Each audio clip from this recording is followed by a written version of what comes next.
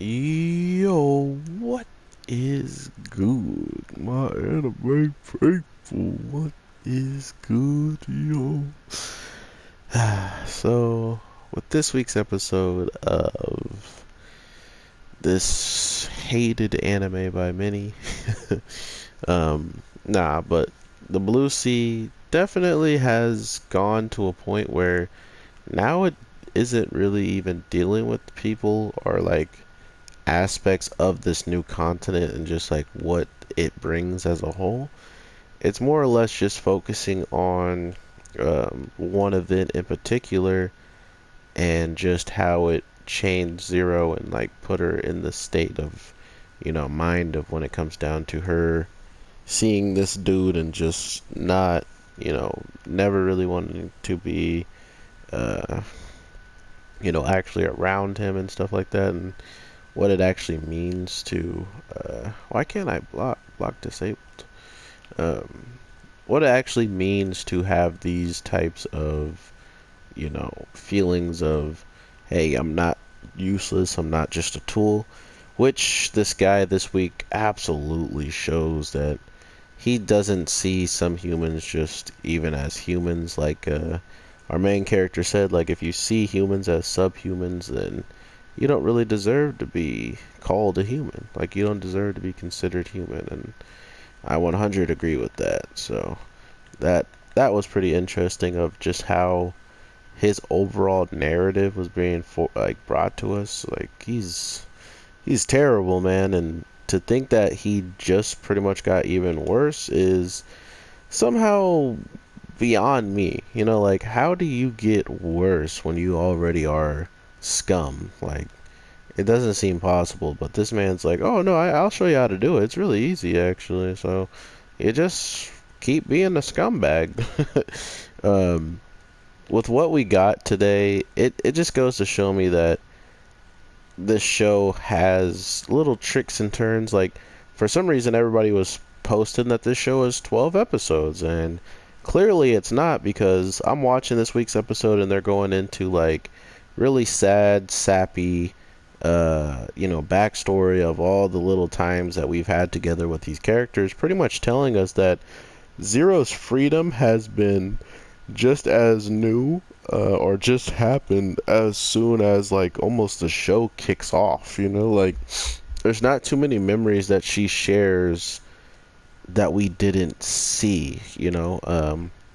Which might be another thing that can be torn apart by the fandom, who might have already seen things before this, and the anime jumped the gun and just skip past it, which, trust me, the fandoms will let us know if that is the case.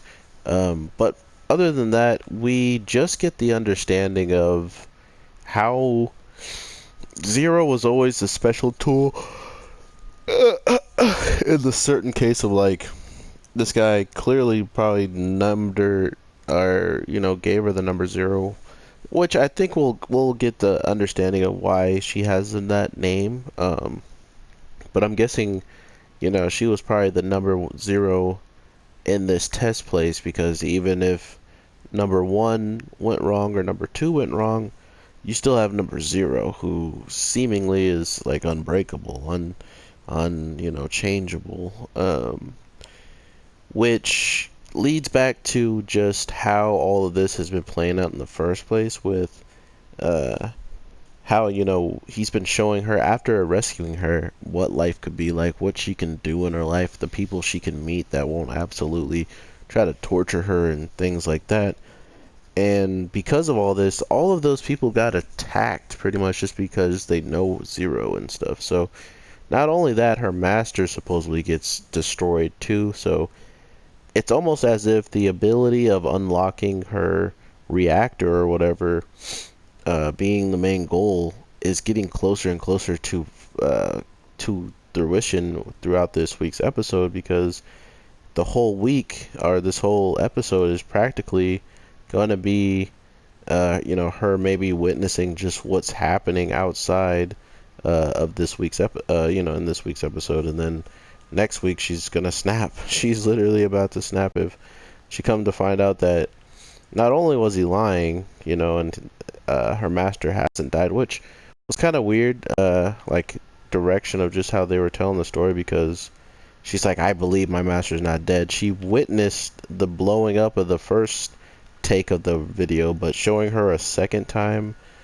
like she then doesn't believe he's alive anymore. That was kind of weird. I didn't fully understand what they were trying to convey with showing her a second time at a different angle to make her feel doubt that, you know, he is actually dead or something along those lines. So I'm just interested now in seeing if this awakening he was trying to do in the first place, when he was pushing her too far, is something going to pop off along that line, or are we kind of just stuck now with what we got and she's not going to get pushed to that limit and going to have to just figure all this out on her own? I'm not really sure, but I can't wait to find out because this show, being that it had its, you know, bad gripes and stuff, and the show kind of felt like it was repeating episode over and over just with a new character to repeat it with, um, it definitely had character and it definitely had style, which I really hope they bring back in the full time. You know, like if they do another season and they give us stuff like this. I mean, we got a character who's straight up sacrificing like orphan children as if they're just, you know, pieces of candy you can just get rid of here and there. Like, it is absolutely nuts. And this is kind of more or less what I expected from the show to be able to do, if they actually wanted to. And to think that it took this long was, I think, kind of the worst part of it, because now we're getting an actual arc segment. And this is what I was talking about from the beginning of my reviews and from after the, not the first episode, because I was hype about the first and second episode, but um, to see then the third, fourth, fifth, seventh, eighth, you know, not continuing was kind of let down. But then to have this arc lasting through 3 episodes, this is something I wanted, and I just think that it took too long to get to this point for certain types of fans, and no one's, like I said, comment my video, my last one. I wanted to know why you dislike it or what was the problem with the show, and no one comes out and talks because they can leave a dislike and just dip. You know what I mean? So it kind of sucks that there's no one really saying anything about what's wrong, to me in my comments and stuff. But then when I go and watch people's videos and they have a lot to say about it, I ask them in their comments, like, why do you feel this and this way if it actually is portrayed that way?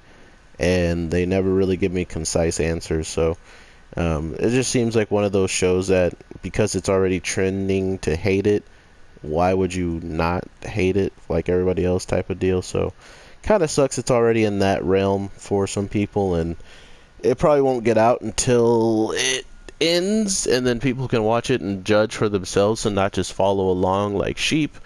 But overall, to think that we're gonna get this old man who's been stealing the kids' powers now and making it his own fight against someone who's already like made his power his own is gonna be pretty hype.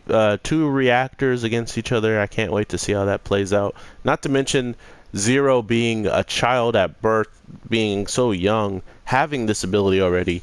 To think that if she grows up and, like, you know, actually becomes a full-blown adult, like a woman, her abilities might be astronomical, like how much she can grow from the time she is here. So if she unlocks her powers, I do want to see what they could do with this show in the future. But that looks like it might not be happening because of just fandom, or it might still happen because enough of us spoke up and actually enjoyed it. So with all that being said, I hope you guys have an amazing day, night, evening, whatever the case may be when you watch this. I am your boy, the Anime G, and I definitely will talk to you in the next one. So with that, peace.